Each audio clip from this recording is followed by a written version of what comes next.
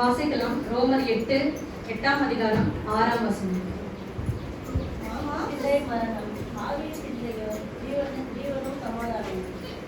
கர்த்தருக்கு ஸ்தோத்திரம். எப்பவுமே மெசேஜ் கொடுக்க போறோம் அப்படின்னாலே அதுக்கு முன்னாடி எனக்கு வந்து நானும் கேட்பேன், எனக்கு ஏதாவது ஒரு நானே என்னோட சுய சிந்தையா வந்து எதுவுமே பேசிடக்கூடாது. நீங்க தான் இதை வந்து எனக்கு கொடுக்குறீங்க, எனக்கு அடையாளம் வேணும்னு கேட்பேன். நேற்று வந்து நான் ப்ரேயர் பண்ணேன், ஆனால் நான் அடையாளம் கேட்கல. ஆனால் உண்மையாகவே வந்து கர்த்தர் இன்னைக்கு அதிக நிச்சயமா வந்து எனக்கு உறுதிப்படுத்தி கொடுத்தாரு. ஏன்னா நானும் வந்து இன்னைக்கு சிந்தையின்படி தான் வந்து பேசணும், சிந்தையை குறித்து நம்ம வந்து சிந்திக்கணும் அப்படின்னு சொல்லிட்டு தியானிக்கணும் அப்படின்னு சொல்லிட்டு எடுத்தேன். வேத பகுதியும் என்னன்னு சொல்லிட்டு நேற்று நைட்டு லேட்டாக தான் நான் வந்து பார்த்தேன். அதுக்கப்புறம் தான் தெரியும் நான் ப்ரிப்பேர் பண்ணேன் யோசிச்சு வச்ச காரியங்களும் இந்த வேத பகுதியும் ரோமர் 8 அதிகாரம் முழுக்க பார்த்தோம்னா சிந்தையை பற்றி தான் இருந்தது. ஸோ கர்த்தருடைய நாமத்துக்கு மகிமை உண்டாவதாக. கர்த்தர் நிச்சயமாகவே சிந்தையை குறித்து, நம்முடைய சிந்தைகளை குறித்து நம் திருச்சபைக்கு வெளியரங்கமாக பகிரங்கமாக கர்த்தர் உறுதியாக பேசுவதற்காக கர்த்தர் விருப்பம் கொண்டிருக்கிறார். நம்முடைய சிந்தைகளிலே மாற்றம் வேண்டும் என்று அவர் ஆசைப்படுகிறார். அவர் ஆசை எப்பவுமே அதுதான். நம்முடைய ஆசை நிச்சயமாக அதுவாக இருக்க வேண்டும். நம்ம ஆசைப்பட்டாலும் அதுக்கான முயற்சிகளை நம்ம எடுப்போம். ஸோ சிந்தை அப்படின்னாலே நம்மளுக்கு தெரியும், நம்மளுடைய யோசனைகள். சிந்தைகள்னாலே என்னது, நம்மளுடைய மூளையில நம்ம யோசிச்சு கொண்டே இருக்கிற ஒரு இருதயத்துல தோன்றது சிந்தனைகள், நினைவுகள், இதெல்லாம் நம்ம யோசிச்சுட்டே இருப்போம். ஸோ மனித மூளை வந்து எதாவது வந்து யோசிச்சுட்டே இருக்கும் இல்லையா. நம்ம வந்து இப்போ கூட கிளாஸ்ல டீச்சர்ஸ்லாம் ஒரு வார்த்தை சொல்லுவாங்க, பிசிக்கலி ப்ரெசன்ட் மென்டலி ஆப்சன்ட் சொல்லுவாங்க. சரீரத்தின் படி நம்ம இங்கதான் இருப்போம், ஆனா நம்மளுடைய சிந்தைகள்லாம் எங்க இருக்கும் தெரியாது இல்லையா. இப்போ எங்க நம்மளுக்கு வந்து இருதயம் வந்து எந்த நினைவெல்லாம் கொண்டு இருக்குதோ அங்கெல்லாம் நம்ம சிந்தைகள் வந்து போய்கிட்டே இருக்கும்.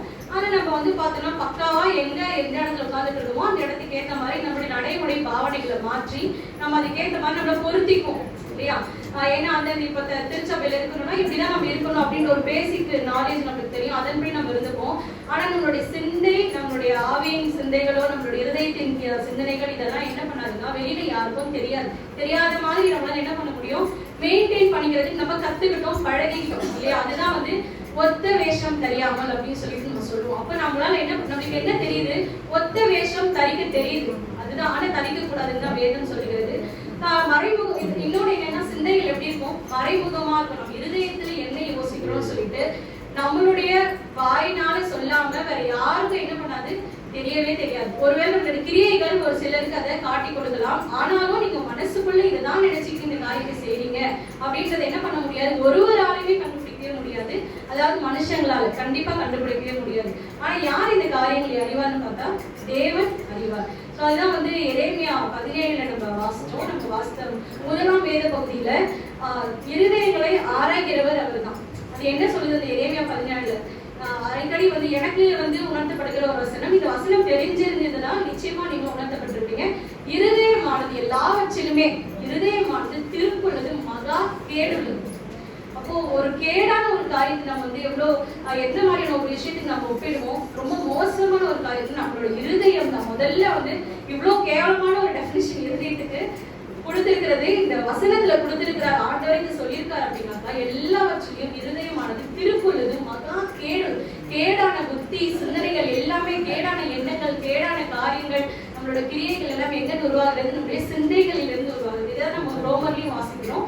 பாவமானது சிந்தனையில் கர்ப்பம் தரிக்கிறது. அப்போ வந்து ஒரு விஷயம் வந்து வெளியே நம்ம செய்யணும் அப்படின்னாக்கா அது முதல்ல வந்து எங்க உருவாகுது, நம்மளுடைய இருதயத்தின் நினைவுகள்லயும் இந்த சிந்தனைகள் வந்து உருவாகுது. அப்போ அதைதான் நம்ம என்ன பண்றோம், நினைச்சு அதை நம்ம ஆசைப்பட்டு அதை நம்ம செய்யணும்னு சொல்லி முயற்சி எடுத்து நம்ம சிந்தனையில யோசிச்சுட்டே இருக்கும்போது ஒரு நாள் நம்பி அறியாம நம்ம என்ன பண்றோம், செஞ்சிடுவோம். இல்ல அது ஒரு பேசக்கூடிய வார்த்தையாக இருந்தால் ஒரு நாள் என்ன பண்ணுவோம், கண்ட்ரோல் பண்ண முடியாம சிலர் வந்து ரொம்ப நேரம் கழிச்சு ரொம்ப நாள் எடுத்து கூட பேசலாம். ஆனா ஒரு சிலர் என்ன பண்ண முடியாது, பொறுத்துக்கிட்டு இருக்கவே முடியாது. உடனே என்ன பண்ணணும், கோவம் வந்து அதை கேட்டே ஆகணும், கத்தியே ஆகணும், சொல்லி ஆகணும். இல்லைன்னா என்ன பண்ண முடியாது, நம்மளால மேற்கொண்டு அடுத்த ஒரு விஷயத்துக்கு போகவே முடியாது. அப்ப நம்ம கிட்ட என்ன இல்லைன்னா அந்த ஒரு கண்ட்ரோல், செல்ஃப் கண்ட்ரோல் நம்ம கிட்ட இல்லவே இல்லை. அப்போ நம்ம இதை நினைச்சு நம்ம என்னெல்லாம் வந்து நிச்சயமா எல்லாரும் என்ன பண்ணிப்போம், மேக்ஸிமம் லேடிஸ் வந்து எல்லாரும் கிச்சன்ல வந்து அதிகமா நம்ம தனியா ஸ்பெண்ட் பண்ணுவோம்.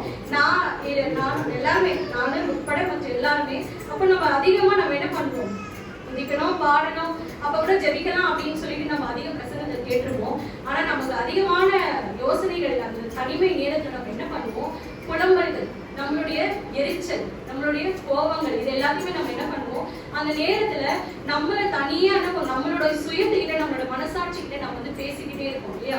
அப்போ தனிமையில பேசுறது, புலம்புறது, அழகொன்னு அழுறது, இல்ல சிரிக்கிறது, எதையாவது நினைச்சு சிரிக்கிறது, அதை கோபப்படுறது, இந்த மாதிரி எல்லா விதமான உணர்வுகளையும் நம்ம வெளிப்படுத்துகிற ஒரு விஷயமா தான் என்ன இருக்கு, உள்வாங்குற ஒரு விஷயமா தான் என்ன இருக்குன்னா சிந்தையானது இருக்கு. அடிப்படையாக சிந்தையான இருக்குது. ஆனா நம்ம ஏன் இதெல்லாம் நம்ம பண்றோம், ஏன் இப்படிலாம் நம்ம வந்து பிஹேவ் பண்றோம், இப்படிலாம் வந்து இருக்கணும்னு சொல்லிட்டு நம்மளுக்கு என்ன இருக்குது. இப்போ நம்ம வந்து என்னைக்கு மனுஷன் வந்து ஜீவாத்மா ஆனாலும், என்னைக்கு வந்து ஆண்டவர் வந்து ஆதாமை படைத்து அவன் நாசியில் வந்து அவருடைய சுவாசத்தை ஊதினாலோ அந்த நாள நம்ம ஜீவனை பெற்றான். ஜீவனை பெற்றதுல இருந்து அவனுக்கும் கடவுள் என்ன பண்ணாரு, சுயமாக அவனுக்கும் சொல்லிட்டு ஒரு ஸ்பேஸ் உருவாக்கி கொடுத்துட்டார். இதை நீ பார்த்துக்கோ, இந்த தோட்டத்தை நீ பார்த்துக்கோ, இதை நீ பண்படுத்து, அவனுக்குன்னு சொல்லிட்டு ஒரு ஸ்திரியை உண்டாக்கி கொடுத்தாரு. நீ நல்லா வாழுங்கப்பான்னு சொல்லிட்டு என்ன பண்ணாரு, மனுஷனை உண்டாக்கிட்டு அவரை நிம்மதியா சரி நம்ம உருவாக்கினதை பார்த்துக்கிறதுக்கு நம்ம ஒரு ஆளை நம்ம வந்து நியமிச்சிட்டோம் அப்படின்ற ஒரு நிம்மதியோட என்ன பண்ணாரு, ஆண்டவர் தோட்டத்துக்கு வெளியில போறாரு.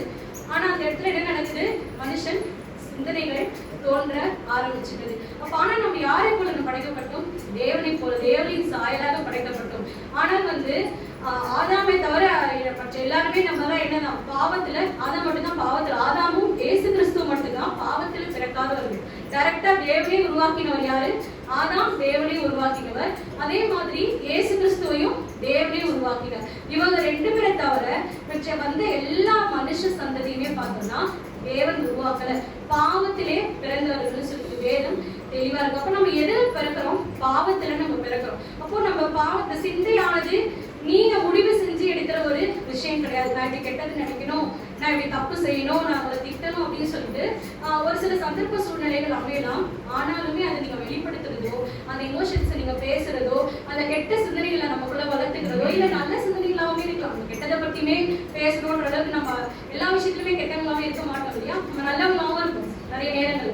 அப்ப அந்த நல்ல சிந்தனைகளுமே வரதுக்கு என்ன காரணம்னா, நம்ம வந்து நம்மளுடைய பிறக்கும் போதே நாம எப்படிதான் இருக்கணும்னு சொல்லி நம்ம பிறக்கல, ஆண்டவர் அவருடைய சாயலாக படைத்ததுனாலே நமக்குள்ள அது வந்தது, அந்த மாதிரியான சிந்தைகள் உருவானது. அது மட்டும் இல்லாம நம்ம பாவத்துல பிறந்ததுனால இந்த தீய சிந்தனைகள் எப்படி நமக்குள்ள வருதுன்னா பாவத்துல பிறந்ததுனால ஏவல் என்ன பண்ணுகிறா, வஞ்சிக்கப்படுகிறார். நீ நிர்வாணி என்று உனக்கு அறிவித்தவன் யார் என்று அவரை கேட்கும் பொழுது அப்போ ஆதாம் என்ன சொல்றான், நீங்க கொடுத்த ஸ்திரீ தான் எனக்கு வந்து இப்படி பண்ணுச்சு, இப்படி வந்து எனக்கு பழத்தை கொடுத்தா நான் சாப்பிட்டேன். அவன் என்ன சொல்றான், நான் அந்த சர்ப்பம் என்னை வஞ்சித்தது, அப்ப நான் வஞ்சிக்கப்பட்டேன் அப்படின்னு சொல்றேன். அப்போ இதுலலாம் இந்த கான்வர்சேஷன், அதாவது இந்த வந்து தொடர்புகள்ல இந்த பேச்சுல வந்து என்ன நடக்குது, ஒவ்வொருடைய சிந்தைகளும் மாறுது. ஒவ்வொரு சிந்தைகள் வந்து ஏவாள் என்ன பண்ணிருப்பா, சர்ப்பம் வஞ்சிக்கும் போது நிச்சயமா யோசிச்சிருந்திருப்பா இல்லையா, இது எப்படி இருந்திருக்கும், ஒருவேளை நம்ம சாப்பிடலாமா, இதை சாப்பிட்டா நம்மளும் தேவர்களை போல நீங்க மாறிடுவீங்கன்னு சொல்லும் போது அவ என்ன பண்ணிருக்கணும், இல்லைன்னு சொல்லி நிறுத்திருக்கலாம். ஆனா வந்து அவர் என்ன பண்ற, ஏவாள் என்ன பண்ற, நிறுத்தல. அவ என்ன பண்ணா, தொடர்ந்து அவள் மனசுக்குள்ள ஆசை. அப்ப அந்த ஆசை எங்க இருந்து வருது, நம்ம இருதயத்துல இருந்து, நம்மளுடைய சிந்தைகள் இருந்து யோசிச்சு அவ என்ன பண்ணிருக்கான், அதை சாப்பிடுறான். அப்போ இப்போ இந்த மாதிரியான பாவத்தில் பிறந்த சிந்தைகள், கேடான சிந்தைகள், நமக்கு நல்ல சிந்தைகள் எங்கன்னு வந்து நமக்கு நிச்சயமா தெரியும், கடவுள்கிட்ட இருந்து மட்டும்தான் நம்மளுக்கு நல்ல சிந்தைகள் உண்டால், கிரியைகள் செய்யக்கூடிய சிந்தைகள் எல்லாமே கடவுள்கிட்ட இருந்து தான் வருது. ஆனா இந்த கெட்ட சிந்தைகள் யார் கொடுக்குறா, கடவுள் கொடுக்குறாரா அப்படின்னு பார்த்தாக்கா கடவுள் கொடுக்கல. நம்ம பாவத்துல பிறந்தது நம்மளுடைய தப்பும் கிடையாது. நம்ம பாவத்துல பிறந்ததுனால இப்படிப்பட்டதான கெட்ட சிந்தைகள் நமக்குள்ள உருவாயிருக்குது. ஆனா இது இப்ப நம்ம கெட்ட சிந்தைகளை சிந்திக்கணும்னு சொல்லிட்டு நமக்கு சுய நினைவோட தெரியுமா தெரியாது, கெட்டதை சிந்திக்கிறோம் அப்படின்னு சொல்லிட்டு நமக்கு தெரியுமா தெரியாது. சின்ன பிள்ளைங்களுக்கு, அதாவது ஒரு 5 வயசு குழந்தையில இருந்து இப்பெல்லாம் ரொம்ப சின்ன பிள்ளைங்க என்ன பண்றாங்க, அவங்க செய்யறது தப்புன்னு தெரிஞ்சு அதுக்கு அடம் பிடிச்சி ஒரு காரியத்தை பெற்றுக்கொள்றதுக்கு என்ன பண்றாங்க, தயாரா இருக்காங்க. அப்போ அந்த ஒரு வயசுல இருந்து, விவரம் தெரிஞ்ச வயசுல இருந்து பெரியவங்க முதியோர் வரைக்கும் எல்லாருக்குமே நம்ம சிந்திக்கிற காரியங்கள் தப்பானதுதான் அப்படின்னு நமக்கு நிச்சயமா தெரியும். அவங்க கிறிஸ்துவை தெரிந்தவர்களானாலும் சரி, தெரியாதவர்களானாலும் சரி, நிச்சயமா அவங்களுக்கு தெரியும். ஆனா நம்ம வந்து எல்லாரும் இப்போ கிறிஸ்துவை அடைந்தவர்கள், அதனால நம்ம கிறிஸ்துவை குறித்த காரியங்களை மாத்தான் நம்ம கம்பேர் பண்ணி ஒப்பிட்டு நம்ம பார்க்கலாம். அப்போ வந்து மாம்சையின் சிந்தையினுடைய வல்லமை எப்படியெல்லாம் இருக்குது அப்படின்னு சொல்லி நம்ம வாசிச்ச ஒரு மூலவசனமாக இந்த காரியங்கள், பேசக்கூடிய காரியங்களுக்கு மூலவசனமாக வாசிச்சோம். மாம்ச சிந்தை மரணம், ஆவியின் சிந்தையோ ஜீவனும் சமாதானம் சொல்லிட்டு. அப்போ வந்து மாம்ச சிந்தை எதற்கு நேராக நம்ம வந்து தள்ளிவிடுதுன்னு பார்த்தோம்னா, மரணத்திற்கு நேராக நம்மளை தள்ளிவிடுகிறது. அப்போ மாம்ச சிந்தைகள் வேற என்ன பண்ணும்? சிந்தைகள் படி நடக்கிறவங்க எப்படி நடப்பாங்கன்னா மாம்சத்தின் படி தான் நடப்பாங்க. அப்போ மாம்சத்தின் படி நடக்கிறதுனா என்னது? ஒரு சாதாரண ஒரு மனுஷன், ஒரு மனசாட்சியே இல்லாத ஒருத்தன் என்ன பண்ணுவான்? தான் நினைக்கிறதுதான் சரின்னு சொல்லிட்டு அதை செய்வான். அப்போ அவன் எப்படி நடந்துக்கிறான்? மாம்சத்தின் படி நடக்கிறான். இப்ப நம்ம எடுத்துக்காட்டாக ஒரு பிரச்சனைகள் நம்மளுக்கு வருது, பிரச்சனைகள் அதிகமான ஒரு பிரச்சனைகள் தான் இருக்கு இல்லையா? பிரச்சனைகள் தான் அதிகம், சமாதானம் கொஞ்சம். அப்போ நம்ம அநேக காரியங்களுக்கு பிரச்சனைகள் நம்மள சந்திக்கிறோம். எல்லா வேலை செய்யற இடங்கள்ல, வீட்டுல, குழந்தைகள் இடத்துல, படிக்கிற இடத்துல, இப்படி எல்லா இடத்துலயுமே வந்து பிரச்சனைகளை நம்ம சந்திக்கிறோம். அந்த பிரச்சனைகளுக்கு உங்களுடைய ரெஸ்பான்ஸ் என்ன? பதில் என்ன? நீங்க எப்படி வந்து அதை ரியாக்ட் பண்றீங்க? அந்த பிரச்சனையில இப்ப இயேசு கிறிஸ்துவுக்கு பிரச்சனை வந்தது இல்லையா? நம்மளுடைய வாழ்க்கைய நம்ம யாருடைய பிள்ளைகள்? தேவனுடைய பிள்ளைகள். அப்ப நம்ம யாரும் நம்ம ஒப்பீடு பார்க்க வேண்டும். நான் எங்க அப்பா போய் நான் இருக்கேனா? இப்ப நம்ம வந்து யாரோடய போய் நம்மளை கம்பேர் பண்ணிக்க முடியாது இல்லையா? இப்ப நம்ம வந்து என்னோட அப்பா ராமச்சந்திரன், நான் எங்க அப்பாவோட பிள்ளை மாதிரி இருக்கேனா? எங்க அம்மா பிள்ளை மாதிரி இருக்கேனா? இப்படிதான் நான் வந்து என்ன பண்ணோம், என்னன்னா ஒப்பிட்டு பார்ப்பேன். ஓகேவா? அப்ப எனக்கு பிறந்த பிள்ளைகளும் வந்து என்ன மாதிரியே நிறைய செய்யறாங்க அப்படின்னு சொல்லிட்டு ஒப்பிட்டு நிறைய காரியங்கள் என்ன பண்ணுவோம், நம்ம சந்தோஷப்படுவோம், இல்ல வந்து பிரமிப்போம். அப்பா மாதிரி இருக்கா, அம்மா மாதிரி செய்யறா, அவங்கள மாதிரி செய்யறா அப்படின்னு சொல்லிட்டு.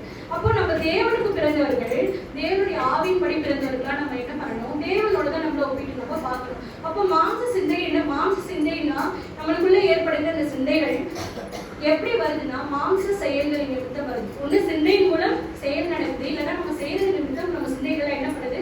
மாறுகிறது. இப்போ இது வந்து ஒரு விதமான மாம்ச சிந்தை. அதே ரோமர் 8:7 வாசிக்கிறோம். மாம்ச சிந்தை எப்படிப்பட்டது அப்படின்னா நம்ம யோசிக்கிற காரியங்கள், நம்ம தீமையாக யோசிக்கிற எல்லா காரியம். நம்ம மாம்ச சிந்தை ஆக்சுவலி என்ன அப்படின்னா நம்ம உலகத்தானை போல சிந்திப்பது. இப்போ கர்த்தருடைய வார்த்தைக்கு எதிராக இருக்கிற எல்லா சிந்தனைகளுமே மாம்ச சிந்தனைகள் தான். இதுல வந்து ஒன்னு ரெண்டுன்னு சொல்லி நம்ம எடுத்துக்காட்டி சொல்றது இல்ல. வேதமே முழுக்க நீங்க மேக்ஸிமம் பேசிக்கா 10 கட்டளைகளும் ஆண்டவர் சொன்ன பிரதான கட்டளைகளும் நம்ம எடுத்து பார்த்தனாலே அதுக்கு நீங்க ஒரு பக்கம் அதே எழுதிட்டு ஒரு பக்கம் உங்க சிந்தனைகளை நீங்க எழுத ஆரம்பிச்சீங்கன்னா தெரியும் இதுக்கு நேரம் நம்ம எதிராக என்னென்னலாம் நம்ம செய்யறோம் அப்படின்னு சொல்லிட்டு.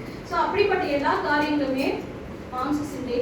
அப்படிப்பட்ட காரியங்கள் நம்ம கட்டளையும் கற்பனைப்படிதான் நடக்கும் அப்படின்னா அப்படிப்பட்ட காரியங்கள் அதெல்லாம் நம்ம வெளிப்படுத்துறோம்னா அது ஆவியின் சிந்தையா இருக்கிறது. இந்த மாம்ச சிந்தையில் வந்து எப்படிப்பட்ட காரியமா இருக்குன்னா அது தேவனுக்கு விரோதமான ஒரு பகையா இருக்குது. கெட்ட சிந்தனைகள் நம்ம மாம்சத்திலிருந்து உருவாகிற எல்லா விதமான கெட்ட சிந்தனைகள் எப்படிப்பட்டதா இருக்குது? தேவனுக்கு விரோதமான ஒரு பகையா இருக்கு. அப்ப நம்ம பகையாளியாக மாறுகிறோம். தீமையாக நம்ம யோசிக்கிற ஒவ்வொரு நிமிஷத்துக்குமே நம்ம எப்படிப்பட்டவர்களாக மாறுகிறோம்? தேவனுக்கு பகையாளியாக மாறுகிறோம். ஒரு சாதாரண மனுஷனுக்கு பகையாளியா இருந்து நம்மளுக்கு எவ்வளவு பிரச்சனைகள் வரும். நம்மள பிரச்சனைகள்னா என்ன சொல்றது, நம்ம மனசு நிம்மதியே இருக்காது இல்லையா? அப்படி இருக்கும் பொழுது தேவனுக்கு நம்ம விரோதமா மாறிட்டோம்னா வாழ்க்கையே நிம்மதியா இருக்காது. அப்போ இந்த கெட்ட சிந்தனைகளானது இன்னும் நம்ம நல்லா தெளிவா புரிஞ்சுக்கணும். மனசுக்குள்ள என்ன பண்றோம்? சிந்தனைகள் கெட்டது இருக்கு, ஆனா நம்ம வெளியில என்ன பண்றோம்? பர்ஃபெக்டா என்னெல்லாம் வந்து நடந்துக்கணும் நம்மளுக்கு ஒரு தெரியுது உலக பிரகாரமா அதெல்லாம் அழகா செய்யணும் நம்ம, சரிங்களா? அப்போ வந்து இப்போ ஒரு பெரிய பொசிஷன் இருக்கிறோம்னா அந்த இடத்துல ஒரு பாஸா இருக்கிறோம் அப்படின்னா அப்போ ஒரு வேலைக்காரங்கிட்ட எப்படி நடந்துக்கிறோம்? நல்லா பேசுறோம், ஆனா மனசுக்குள்ள நம்ம என்ன பண்றோம்? திட்டுறோம். ஒருத்தரை பிளஸ் பண்ணா ஒரு குழந்தை நம்மளுக்கு பிடிக்காதோ இல்ல வேற யாரோ பர்த்டே சாக்லேட் கொடுக்க வராங்கன்னா நம்ம என்ன பண்றோம்? மனசுக்குள்ள அவங்களுக்கு பிடிக்காத ஒருத்தவங்க அவங்க நம்ம பேசுறோம், எப்படி நம்ம விஷ் பண்றோம், ஆனா நம்ம வந்து மனசுக்குள்ள என்ன இருக்கு? உள்ளத்தின் ஆழத்திலிருந்து அந்த விஷ் வரல. நம்ம ஆசீர்வதிக்கிறோம், ஒரு திருமண காரியங்களுக்கு போறோம், ஆனா வந்து அவங்க அந்த காரியத்துக்கு நம்ம என்ன பண்றோம்? சந்தோஷமா அவங்களை பிளஸ் பண்ணணும்னு சொல்லி போறோமா? இல்ல நம்ம என்ன பண்றோம்? அவங்கள மனசுக்குள்ள வஞ்சிக்கிறதும் திட்டுறதும் அவங்க ஏதாவது அப்படின்னாலும் அது என்ன பண்ண நினைவுக்கு ஒரு ரீகால் பண்ணி நம்ம என்ன பண்றோம்? அதை நம்ம யோசிச்சு நம்ம இறுதியில தவறான சிந்தைகளோட நமக்குள்ளே நம்ம என்ன பண்றோம்? பேசிக்கிட்டே இருக்கோம். அப்போ நம்மளுடைய சிந்தைகள் நம்மளுடைய சரீர ஆக்ஷன்ஸ் எல்லாம் ஒரு பக்கம் இருந்தாலும் நம்மளுடைய சிந்தனைகள் என்ன பண்ணுது? அது ஒரு பக்கம் ஒரு தனி டிராவல் பண்ணிக்கிட்டே இருக்கு இல்லையா? அப்போ நம்ம சாதாரணமா சக வேலை செய்கிற இடங்கள்லாம் பலவிதமான மக்களை பார்ப்போம். அதாவது நம்ம குடும்பத்தை சாராத மக்களை பார்ப்போம். ஃபார் எக்ஸாம்பிள் நம்ம திருச்சபையிலுமே யாருமே ஒரு குடும்பத்தை சார்ந்தவர்கள் கிடையாது. எல்லாரும் ஒவ்வொருவரும் ஒவ்வொரு பேக்ரவுண்டு வேறு வேறு குடும்பம். அப்போ நம்ம நமக்குள்ள பார்க்குறவங்களை பார்த்துட்டு மனசுக்குள்ள என்ன நினைக்கிறோம், ஆனா வெளியில என்ன பேசுறோம். அப்போ இது ரெண்டுமே நமக்கு தெரியும். நம்ம என்ன பண்ணோம்? 2 ரோல் ஒரே நேரத்துல ப்ளே பண்றோம், ஆனா அதை ப்ளே பண்ண கூடாது நம்ம மனசுக்கு. அப்ப நம்ம அப்போ ஆண்டவர் வந்து ஒருவேளை கிரியைகளை பார்த்து மாற்றோம் ஒருத்தன் ஆசீர்வதிக்கணும் அப்படின்னு சொல்லி நம்ம நினைக்கிறோம். ஆசீர்வதிப்பாரு, அவனுக்கு என்ன, அவன் வந்து இப்படியெல்லாம் செய்யலாம், ஆனா அவன் எப்படி இருக்கான்? நல்லா தானே இருக்கான் அப்படின்னு நம்ம பலரை வந்து நிச்சயமா நம்ம நாவினால நம்ம சொல்லியிருப்போம்.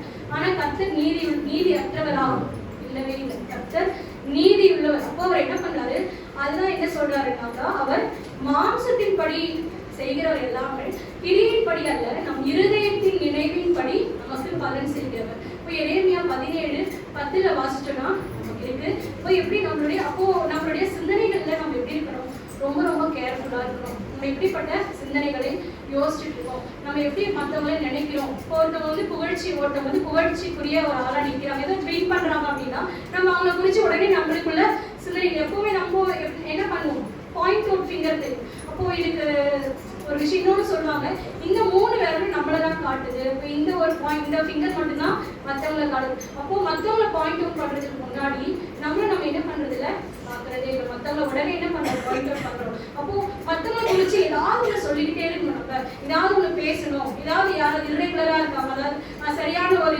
நிலைமையா இல்லை, ஒரு சரியான வேலை செய்யல, இல்லை கெட்ட பழக்கங்கள் வச்சிருக்காங்க, இல்லை வேற ஏதாவது அவங்களுக்கு ஒரு கெட்ட சிந்தனைகள் அவங்களுக்கு இருக்குதுன்னு நம்மளுக்கு தெரிஞ்சிருச்சுன்னா போதும், உடனே மற்றவங்க நம்ம என்ன பண்றோம், ஜட்ஜ் பண்றோங்களா, நீதி உள்ளவர்களா நம்ம மாறி நீதிமான நம்ம என்ன பண்றாங்க, பேச ஆரம்பிக்கிறோம். ஆனா நம்மளுடைய சிந்தை என்னன்னு சொல்லிட்டு கடவுளுக்கு தெரியும். நீ இருதயத்தின் ஆழத்துல என்ன யோசிச்சு இந்த ஒரு கடன் கொடுக்குறோம், இல்ல கடன் கொடுக்கறது பெரிய விஷயம். கொடுத்த கடனை திருப்பி கொடுக்கறதுக்கே நம்ம என்ன பண்றோம், கரிச்சு கொட்டிக்கிட்டே கொடுக்குறோம். கொடுத்து ஆபத்துக்கு ஹெல்ப் பண்ணிருப்பாங்க, அதை கேட்கும் போது நம்ம என்ன பண்ண திரும்ப கொடுக்குறோம்.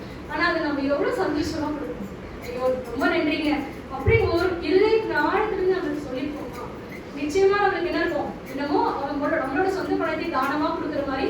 அப்போ நம்ம வாகன கடன் கொடுக்கறதுக்கே நம்ம இருதயத்துல இவ்வளவு ஒரு கெட்ட சிந்தனைகள் நமக்கு புறப்படும் பொழுது நம்மளுடைய காரியங்களை, இப்போ நம்ம திருச்சபையில நிறைய காரியங்களுக்காக நமக்கு தேவைகள் இருக்கு, நம்ம கொடுக்கணும். நம்ம சில நிர்பந்தங்களோட சில காரியம் தேவைகள் இருக்கு, இவ்வளவு அமௌண்ட் வேணும்னு சொல்லி நம்ம ஒரு விஷயத்தை சேர்த்து ஏழுதானு சொல்றது இல்லை. இவ்வளவு 15,000 ஆகுதுன்னா இப்ப இத்தனை பேர் இருக்காங்கன்னா அது எவ்வளவோ கொடுத்தா அதை பெற்றுக்கொள்ள முடியும், இதை வாங்க முடியும்னு சொல்லி யோசிச்சுதான் அதை வாங்குறோம். ஆனா அதை கொடுக்கும்போது நம்ம எவ்வளவு சந்தோஷமா கொடுக்குறோம். நம்ம சர்ச்சுக்கு ஒரு பொருள் வருது, எவ்வளவு சந்தோஷமா நம்ம கொடுக்குறோம். இல்ல வெளியே நம்ம யாருக்காவது கொடுக்கும் பொழுது நம்ம அதை எவ்வளவு உதாரணத்துவமா ஒருத்தவங்களுக்கு உதவி செய்யணும்னா எவ்வளவு உதாரணத்துவமா செய்யறோம். இல்ல பணத்தை நம்ம விட்டுறோம், யாராவது நம்மளுக்காக ஒரு 10 நிமிஷம் வெயிட் பண்ண சொல்றாங்க, நம்ம என்ன பண்றோம், 10 நிமிஷம் ஆயிடுச்சுன்னா நம்மளால என்ன பண்ண முடியல, பொறுத்துக்க முடியல. அப்போ நம்மளுடைய சிந்தனைகளை உடனே என்ன பண்ணுது, அப்படியே பயங்கரமா யோசனைகள், ஆனா வாயில சொல்ல மாட்டோம், பயங்கரமா நம்ம மனசுக்குள்ள என்ன பண்றோம், சிந்திக்க ஆரம்பிக்கிறோம், பேச ஆரம்பிக்கிறோம், திட்ட ஆரம்பிக்கிறோம், அவங்கள பத்தி நம்ம குறை சொல்ல ஆரம்பிக்கிறோம். அப்போ எல்லாருமே நம்மளுடைய சிந்தைகளை இங்க இருக்கிற எல்லா சின்ன குழந்தைகளுக்கு பெரிய வரைக்குமே நிச்சயமா சிந்தைகள் ஏதாவது ஒண்ணு ஓடிக்கிட்டே தான் இருக்கும். ஆனா அவங்க வெளிப்படுத்துற காரியங்கள் வேறவாக தான் இருக்கும். இதனாலதான் கர்த்தர் சொல்றாரு, இருதயத்தின் நினைவின்படி. இப்போ இருதயமானது திருக்குள்ளது மகா கேட்டதுன்னு சொல்லிட்டு நம்ம பார்த்த இடத்துல அங்க ஆண்டவர் சொல்றாரு, இதை அறியத்தக்கவன் யார் அப்படின்னாக்கா தேவன் மட்டும். அதை கேட்கிறாரு, எரேமியா கிட்ட கேட்கிறாரு, இதை அறியத்தக்கவன் யார், இப்படிப்பட்ட உள்ளித்திரியங்களுடைய காரியங்கள் எல்லாம் அறியத்தக்கவன் யாருன்னா தேவனானவர் மட்டுமே. அப்போ கர்த்தர் நிச்சயம் என்ன பண்றார், நம்மளுடைய சரீரத்தின் படி நம்ம கிரியை செய்கிறது அல்ல. அவர் நீ கொடுக்கறத மட்டும் அவர் பார்க்கணும், எந்த எண்ணத்தோடு கொடுக்குற, நீ பேசுறத பார்க்கல, நீ எந்த எண்ணத்தோட பேசுற. அப்போ இப்ப நிறைய ஒரு ஸ்லோகன் மாதிரி அங்க எழுத ஆரம்பிச்சிட்டாங்க, எண்ணம் போல் வாழ்க்கை அப்படின்னு சொல்லி. இது யாரு இதுக்கு ஆத்தர் அப்படிலாம் தெரியல. ஆனா நம்ம வேதத்தின் படியுமே நம்மளுடைய எண்ணம் தான் நம்மளுடைய வாழ்க்கை என்ன பண்ணிருது, முடிவு செய்கிறது. அப்போ நம்ம கெட்ட சிந்தனை உள்ளவர்களாய் நம்ம இராமல் நம்ம நல்ல சிந்தனைகள் உள்ளவர்களாய் இப்போ நம்ம மாம்ச சிந்தனைகளை பற்றி நம்ம பார்த்தோம். இப்போ மாம்ச சிந்தனையிலையும் பார்த்தோம் அப்படின்னாக்கா அக்கிரம சிந்தை. அப்போ ஏதாவது நம்ம பண்ணிட்டோம் செஞ்சிடணும் அப்படின்னு சொல்லிட்டு ஒரு வெறித்தனமான ஒரு அக்கிரமம் அநியாயம் செய்யக்கூடிய ஒரு சிந்தை இருந்ததுன்னா நிச்சயமா சங்கீதம் 66:18 நம்ம வாசிக்கிறோம், கர்த்தர் உங்களுக்கு செவி கொடுக்க மாட்டார். யார் சொல்றது, சங்கீதத்துல வேதம் தெளிவாக சொல்லுகிறது, கர்த்தர் நமக்கு செவி கொடுக்க மாட்டார். இப்படிப்பட்ட அக்கிரம சிந்தை கொண்டு நீங்க விழுந்து என்ன நம்ம ஜெபிச்சாலும் நம்மளுக்கு என்ன பண்ண மாட்டார், ஆண்டவர் செவி கொடுக்க மாட்டார். அப்போ நம்மளுடைய சிந்தனை இப்போ நம்ம முதல்ல என்ன சொன்னோம், அறிக்கை செய்கிறோம், நிறைய காரியங்கள் நம்ம தெரிச்சோம். இதனாலதான் நம்ம என்ன பண்ண, நிறைய அறிக்கைகளையுமே நம்ம என்ன செய்யணும், ஒவ்வொரு தடவை அப்ப திரும்ப அறிக்கை செஞ்சுக்கிட்டே இருக்கிறோம், வாராதான் செய்யறோம்ல, செஞ்சு முடிச்சு நம்ம நினைச்சுக்கலாம் அப்படின்னு கிடையாது.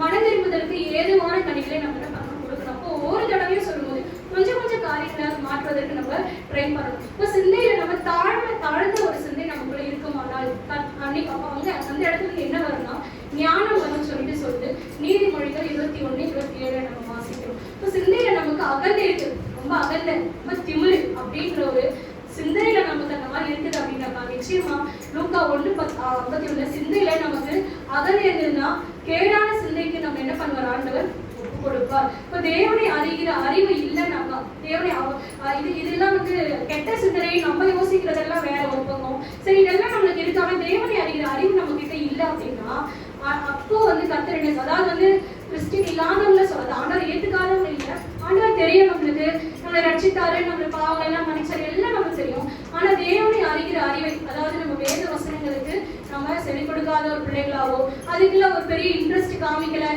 சண்டே ஆனா வருவேன், இன்னைக்கு சர்ச்சுக்கு போகணும் அப்படின்னு ஒரு பட்சத்துல வருவேன், மற்றபடி நான் எந்த குடுகையிலையும் நான் கலந்துட்டேன். குடுகையில கலந்துக்கிட்டா மட்டும் நம்மளுக்கு தேவனை அந்த வாஞ்சியோட நம்ம வரோம் இல்லையா, தேவனை அறிந்து கொள்ளணும். இன்னைக்கு அந்த வீட்டுல ப்ரேயர் மீட்டிங், அவங்க வீட்டுல பர்த்டே, நம்ம போன அவங்களுக்காக ஜெபிக்கலாம்னு சொல்லிட்டு ஒரு விதமான உற்சாக சிந்தையோடு நம்ம கடந்து வரும்பொழுது இதுதான் தேவனை அறிகிற அறிவு. தேவனை இன்னும் நம்ம அறிகிற அறிவை நம்ம பெற்றுக்கொள்ளாம இருந்தோம்னாக்கா எல்லாம் நல்ல சிந்தைகளும் இருக்கு, எல்லாமே நல்லதான் செய்யணும். ஆனா தேவனை அறிகிற அறிவு இல்லை. இப்ப நமக்குள்ள இப்ப கூட உங்களுக்கு ஒரு சிந்தனைகள் ஓடிட்டு இருக்கலாம், நான் அப்படி இல்லை, நல்ல வேலை நான் இப்படி இல்லை, நான் அந்த மாதிரிலாம் நினைக்கல அப்படின்னு சொல்லி நமக்குள்ள இங்க இருக்கிற ஒவ்வொருக்குள்ள ஒரு சிந்தனை இருக்கலாம். இதுக்காக தான் நான் இந்த வசனத்தை சொல்றேன். அப்படி எல்லாமே உங்ககிட்ட பர்ஃபெக்டா இருக்கு. நான் ஒரு சாதாரண மனுஷன் தான், ஒரு கிறிஸ்துவ ஏற்றுக்கொண்ட பிள்ளையா, நான் நல்லா தான் இருக்கேன். ஆனா உங்ககிட்ட தேவனை அறிகிற அறிவோ, அவரிடத்தில் வாஞ்சியோ, அவரிடத்துல அவருடைய வசனங்களை கேட்கக்கூடிய உணர்வோ இல்லாம இருந்தீங்கன்னா அப்போ ஆண்டவர் என்ன சொல்றாரு? கேடான சிந்தைக்கு ஒப்பு கொடுப்பேன் அப்படின்னு சொல்றாரு. ரோமர் 1:28 நம்ம வாசிக்கும். சோ நம்ம எப்படி இருக்கணும்? இப்போ ஆவிக்குரிய இதெல்லாம் அக்கிரம சிந்தைகளா இருக்கு. இப்ப நம்ம ஆவியின் சிந்தை நம்மளுக்கு என்ன பண்ணுகிறது? இப்போ ஆவியின் சிந்தையா இருக்கிறோம்னா எப்படி இருக்கும்? இப்போ ஆவியின் சிந்தைனா என்ன? ஆவி யாரு? ஆவியானவர் யாரு? இயேசு கிறிஸ்துவானவர் நமக்காக விட்டு சென்ற தேற்றரவாளன் பரிசுத்த ஆவியானவர். அப்போ பிதா குமாரன் பரிசுத்த ஆவி நமக்கு ஏக தேவன் ஒருவராய் தான் இருக்கிறாரு. அப்போ அந்த ஒருவர் என்னும் போது இப்ப நம்ம யோசிக்கலாம், ஆவியானவர் யாரு? இயேசு கிறிஸ்துவும் அவரே, தேவனும் அவரே, அவர் தான் பரிசுத்த ஆவியானவர். அப்போ இயேசு கிறிஸ்துவையும் தேவனுடைய சிந்தைகளையும் யார் ஒருவர் ஃபாலோ பண்றாங்களோ, யார் ஒருவர்கிட்ட அந்த சிந்தனைகள்லாம் என்னன்னு தெரியுதோ அவங்க தான் யாரு? ஆவியின் சிந்தை கொண்டவர்கள். இப்போ ஆவியின் சிந்தைனா என்ன அப்படின்னு சொல்லிட்டு முதல்ல சரி, மாம்சத்தின் சிந்தைனா நமக்கு என்னன்னு சொல்லிட்டு நம்ம பார்த்தோம். இப்போ ஆவியின் சிந்தைனா என்ன அப்படின்னா இதுதான் ஆவியின் சிந்தை. இப்போ இயேசுவை போல சிந்திப்பது. இப்போ இயேசு கிறிஸ்துவ எல்லாமே ஒருவனிடத்தில் என்ன பண்ணுவோம்னா தேவனிடத்தில் போய் சேர முடியாது. அப்போ நம்மளுடைய ஆவிக்குரிய சிந்தைகள் யாரை பற்றி இருக்கணும்? இயேசுவை பற்றிருக்கணும். ஆரம்பத்துல சொன்னது போல நம்ம யாரை நம்ம ஒப்பிட்டு பார்க்க வேண்டும்? நாம் கிறிஸ்தவ பிள்ளைகளா இருக்கும்போது, தேவனுடைய பிள்ளைகளா இருக்கும்போது அவருடைய குமாரனோட மாத்திரமே நம்ம ஒப்பிட்டு காட்ட வேண்டும். நம்ம இப்போ கேட்கிற ஒரு சில வார்த்தைகளே, ஐயோ நல்லவேளை அவ அப்படியெல்லாம் பேசுவா, அவ அப்படியெல்லாம் நினைப்பா அப்படின்னு சொல்லிட்டு அவளைன்னு சொல்லி மற்ற யாருமே நம்ம என்ன பண்ணக்கூடாது? கம்பேர் பண்ணக்கூடாது. ஒரு பக்கம் உங்களோட பேர் இருக்கா, இன்னொரு பக்கம் இயேசுன்ற ஒரு காலம் போட்டீங்கன்னா அவர் கூட மட்டுமே உங்களோட எல்லா காரியங்களை கம்பேர் பண்ணீங்கன்னா அப்போ நம்ம என்ன பண்ண முடியும்? எதெல்லாம் நம்ம குறைவுள்ள இருக்கிறோம்னு சொல்லி காண முடியும், நம்ம தெரிஞ்சுக்க முடியும். அப்போ இயேசுவை போல சிந்திப்பது, அவருடைய வார்த்தையின்படி நடப்பது, அவருடைய போதனையின்படி சிந்திப்பது, இதுதான் ஆவியின் சிந்தை. இந்த ஆவியின் சிந்தையில நமக்கு என்ன இருக்கு? கர்த்தர் சொல்றாரு, யார் ஆவியின் சிந்தையில மேலானவைகளை நாடுகள் சொல்லி வேதம் சொல்லுகிறது. இப்போ எரேமியா 17:7 வாசிக்கிறோம், யார் கர்த்தர் மேல் நம்பிக்கை வைக்கிறானோ அவன் பாக்கியவான். அப்போ கர்த்தர் மேல் நம்பிக்கை வைத்து நாம் என்ன பண்ண மறுபடியும் பிழைக்கும்படி நீதியான சிந்தைகளை நாம் கொள்வோம். அப்போ இந்த நீதியான சிந்தைகள், ஆவியின் சிந்தைகள்னாலே நம்ம என்ன சொல்றோம்? கர்த்தரை போல, இயேசுவை போல சிந்திப்பது. அப்போ இந்த இயேசு எப்படிப்பட்டவர்? நீதியுள்ளவர் நிச்சயமே அப்படிதான் சிந்திப்பாரு, நீதியான காரியங்களை தான் சிந்திப்பாரு. நமக்கு தெரிஞ்ச வரைக்கும் நான் சுவிசேஷ புத்தகத்தை வாசித்தாலும் நமக்கு தெரியும், அவருக்கு ஒரு சாதாரண மனுஷனா இந்த பூமியில வாழ்ந்து முடிவு செய்யும்போது என்னென்ன பிரச்சனைகள் எல்லாம் அவருக்கு வந்தது, எவ்வளவு பேர் அவளை கேலி பண்ணாங்க, கிண்டல் பண்ணாங்க, நிந்திச்சாங்க, அவர் ரொம்ப கேவலமா பேசினாங்க, அதாவது கலாய்ச்சாங்க, நம்மளோட பாஷையில சொன்னாங்க. அந்த மாதிரி அவர் சிலுவையில் தூக்கும்போது நீ யூதருடைய ராஜாவா இருந்தா என்ன பண்ணு, உன்னை காப்பாத்திக்கோ அப்படின்னு சொல்லி என்ன பண்ணாங்க? தலைமையில எழுதுறாங்க. இப்போ இவ்வளவு அவரை கொட்டினாங்க, துப்புனாங்க, காரி துப்புனாங்க, இவ்வளோ அவரை கை கழுவி விட்டுட்டாங்க, ஒரு ட்ரெஸ் கிழிச்சிட்டாங்க. இப்படி நம்ம நிறைய காரியங்கள் என்ன பண்றோம்? இது சிலுவை பாடுகள் வரக்கூடியது. இது அல்லாமல் அவருடைய சீஷத்துல என்ன பண்றாங்க? வேணும்னே அவரை எப்படியாவது டேக்கிள் பண்ணி அவர் நம்ம என்ன பண்ணலாம், அவர் என்னதான் சொல்றாருன்னு பார்க்கலாம். வேத பாடுகள் பரிசெய்யர் சதுசேயர் என்ன பண்ணுவாங்க? அவர் எப்படியாவது அவர் வாயில இதுக்கு அவர் என்ன சொல்றாருன்னு பார்க்கலாம். நமக்கு ஆன்சர் தெரிஞ்சாலும் இதுக்கு அவர் என்ன சொல்றாரு, இவர் தேவன் சொன்னாரு, இவர் இயேசுவா இருக்காரு, இவர் இதுக்கு என்ன சொல்றாருன்னு பார்க்கலாம்னு சொல்லி அவர் வாயில இருந்து அப்போ ஆண்டவர் நிறைய இடத்துல நம்ம பார்த்திருக்கோம், அவங்க சிந்தனையில இருக்கிறதாண்ட பேசுவார் இல்லையா. நீ இப்படி உனக்குள்ள எண்ணம் கொண்டது என்ன, நீ இப்படி சிந்திச்சது என்ன அப்படின்னு சொல்லிட்டு நம்ம சுவிசேஷ புத்தகத்துல நிறைய இடத்துல நம்ம வாசிக்கிறோம். அப்போ ஆண்டவர் வெளியில அவன் எவ்வளவு ஸ்மார்ட்டா ஆக்ட் பண்றான்றத அவன் பார்க்கல. ஆனா ஆண்டவர் என்ன சொல்றாரு, உன் இருதயத்தில் இப்படிப்பட்ட எண்ணம் கொண்டது என்ன அப்படின்னு சொல்றப்போ பேதுரு மறுதளிக்கும் போது அவர் என்ன பண்றாரு, ஒரு பார்வை பார்க்கிறாரு. பார்வையில் என்ன பண்றாரு, என்ன நடக்குது அவருக்குள்ள, இப்படிப்பட்ட ஒரு காட்டி கொடுத்துட்டே அப்படின்னு சொல்லிட்டு ரொம்ப ஏக்கமா ரொம்ப பாவமா அவர் என்ன சொல்றாரு, அவனை பார்க்கிறார். அப்போ அவரோட சிந்தைக்குள்ள என்ன இருக்குது, நீதியின் காரியங்கள் தான் இயேசு கிறிஸ்துவோட சிந்தைகள். அப்போ நம்ம என்ன எப்படி சிந்திக்க வேண்டும், நீதியான காரியங்களை தான் நாம் சிந்திக்க வேண்டும். இந்த நீதியான ஆவியின் சிந்தையினால் நம்ம என்ன பண்ண, ஆவியின் படி நடக்கும் போது இப்போ தேவனை நம்ம என்ன பண்ணணும், அவருடைய புத்திரராக மாறுகிறோம். இப்போ நீதி இப்படிப்படி சிந்திச்சா என்ன ஆகும், நல்லதை சிந்திக்கிறோம், சரி எனக்கு நான் நல்ல எண்ணம் கொண்டனாவே இருக்கிறேன்னா எனக்கு என்ன நடக்கும்னா, நாம் தேவனுடைய புத்திரராக மாறும். உடனே நம்ம மனக்கலாயிடுவோம், நமக்குன்னு இருக்க எல்லா தேவைகளையும் லிஸ்ட் போட்டு வச்சுருந்ததெல்லாம் சந்திக்கப்படும். அப்படி கிடையாது, அது இல்லை. நாம் தேவனுடைய பிள்ளைகளாக மாறுவோம். அப்போ தேவனுடைய பிள்ளைகளாக மாறுவதே ஒரு பெரிய ஸ்லாக்கியம். ஒருவேளை இந்த உலகத்தை நம்ம ரொம்ப நீதியின் படியில் நடந்து நம்ம முழுக்க பாடுகளையே அனுபவிச்சோம்னா, அப்படி யார் பாடுகளை அனுபவிச்சது, இயேசு கிறிஸ்து பாடுகளை அனுபவித்தார். அப்போ அந்த பாடுகளை நாம் அனுபவிக்கும் போது நமக்குமே அது எப்படிதான், அப்போ நம்ம இயேசு கிறிஸ்து கம்பேர் பண்ணும்போது அவருக்குமே இந்த கஷ்டம் அவர் மூஞ்சிலே காரி துப்புனாங்க, அவரையுமே கேள்வி கேட்டாங்க, அவரையுமே என்ன பண்ணாங்க, அசிங்கப்படுத்தினாங்க. அப்ப நம்ம தான் அசிங்கப்படும் போது நமக்கு இந்த காரியங்கள்லாம் நடக்கும்போது அவருக்கு நடந்துச்சா, அவருக்கு என்ன சொன்னாங்க, அவருக்கு இப்படிப்பட்ட காரியங்கள்ல என்ன ரெஸ்பான்ஸ் மக்கள் பண்ணாங்க. அப்போ அவர் வரி கட்டினாரா, அவர் இது பண்ணாரா, அது பண்ணாரா அப்படின்னு சொல்லி நம்ம கேட்கவோ யோசிக்கவோ நம்ம ஆரம்பிச்சுட்டோம்னா அப்போவே நம்ம என்ன ஆயிடுவோம், நீதியின் சிந்தைகளை சிந்திக்கக்கூடியவர்களாக மாறிவிடுவோம். அப்ப நம்ம என்ன பண்ணணும், அப்ப ஆவியின் சிந்தையின் படி நாம் நடக்கும்போது நம்மளுக்கு என்ன வேணும், என்ன நம்மளுக்கு ஸ்லாக்கியம் கிடைக்கிறது, அவருடைய புத்திரராய் நம்ம இருக்கிறோம். அப்போ நாம் அதுக்கப்புறம் இன்னொரு என்ன பண்ணுவாங்கன்னா, மறுபடியும் பிழைக்கும்படி நீதியின் சிந்தைகளை நீதியான சிந்தையை கொள்ளும். அப்போ நம்ம இந்த உலக வாழ்க்கைன்னு ஒன்று நமக்கு தெரியும், மாம்ச சிந்தை மரணம். அப்போ நம்ம இந்த உலகத்தின் பிள்ளைகளாக பிறக்கும் பொழுது நம்ம நிச்சயமா மரணம்.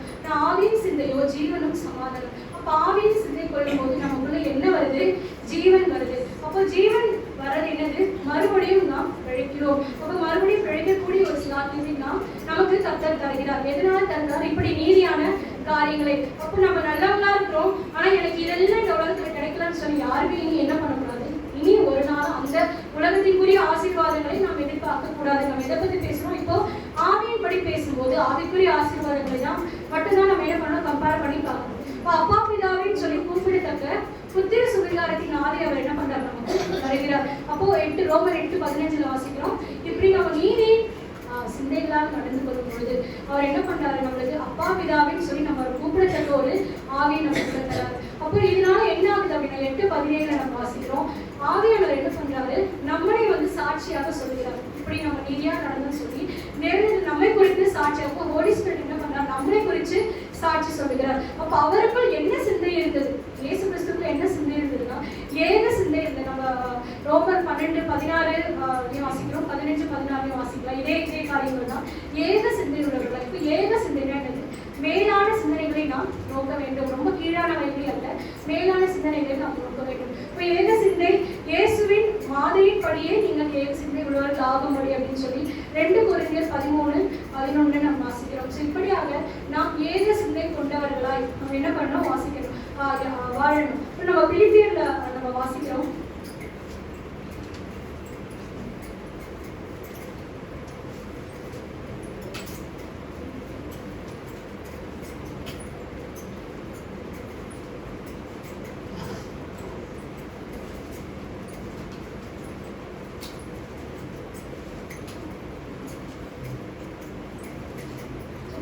பிலிப்பியர் 2ஆம் அதிகாரம் எடுத்து நம்ம வாசிக்கலாம். பிலிப்பியர் 2, கிறிஸ்து இயேசுவிலிருந்து சிந்தையே உங்களிலும் இருக்க கடவுது. அப்ப நமக்குள்ள என்ன சிந்தனை இருக்க வேண்டும், கிறிஸ்து இயேசுவிலிருந்து ஒரு சிந்தனை நமக்கு இருக்கணும். அவருக்குள்ள என்ன சிந்தனை இருந்தது, அவர் என்ன காரியங்களுக்காக இந்த உலகத்துல வந்தார், என்னத்துக்காக படைக்கப்பட்டார், அப்போ அந்த காரியங்கள் எல்லாம் நம்ம என்ன பண்ணணும், நமக்கு தெரியும் இல்லையா? கிறிஸ்து எதுக்காக வந்தாரு, நம்மளுடைய பாவங்களை ஏற்றுக்கொண்டார். அப்போ தேவன் சமாதானத்தை உண்டு பண்ணும்படியாக, நம்ம அவர் கூட இருந்த உறவை முறிந்த அந்த உறவை மீண்டும் ஒப்புரவாகும்படியாக கிறிஸ்து இந்த உலகத்தில் வந்தார். நாமும் எப்படிப்பட்டவர்களாக இருக்க வேண்டும்? ஒரு ஒப்புரவாக்குதலின் அடையாளமாக நாம் இருக்க வேண்டும். கிறிஸ்து எப்படிப்பட்டவராக இருக்கிறார்? இப்போ கிறிஸ்துவன் இடத்துல ஒரு பிரிவினை ஆவியோட நம்ம கிறிஸ்துவன் இடத்துல வாசம் செய்கிறோம் அப்படின்னாக்கா நிச்சயமாகவே நமக்கு என்ன ஆவி இல்லை?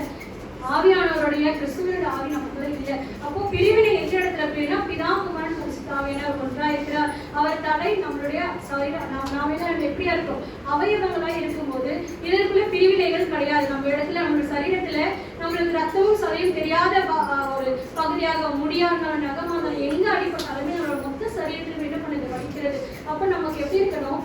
ஒவ்வொருவரும் ஒவ்வொரு அவயவங்களின் அடையாளமாக, கிறிஸ்துவின் அவயவங்களின் அடையாளமாக